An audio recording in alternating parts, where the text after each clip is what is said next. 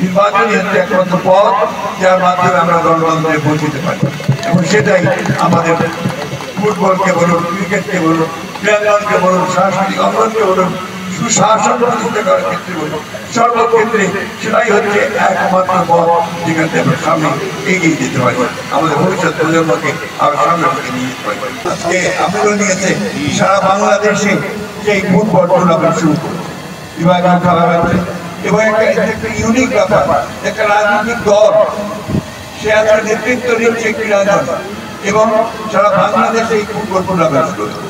শহীদ president Ziaur Rahman, অনেকেই ছেলেরা হয়তো জানে না, আমাদের ছোট ছোট তিনি ছিলেন একজন গণজন্মা মানুষ। তিনি বাংলাদেশে একদলীয় শাসন থেকে বহুদলীয় গণতন্ত্র নিয়েছেন। তিনি এই দেশের গণতন্ত্রকে উন্নত করেছিলেন এবং এই দেশে আরো পরিবর্তন সাধন করেছেন। একটা ভয়ঙ্কর সময় আমরা পার হয়ে এসেছি।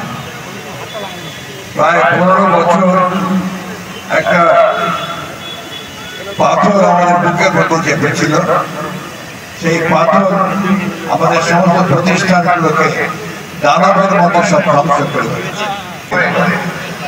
আমাদের তরুণেরা, আমাদের ছাত্ররা যেভাবে একটা ছাত্র জনতার অভ্যুত্থান সংগঠিত করে আমাদেরকে নতুন বাংলাদেশ নির্মাণ করবার একটা সুযোগ সৃষ্টি করে দিল, সেই সুযোগটা যেন আমরা গ্রহণ করি।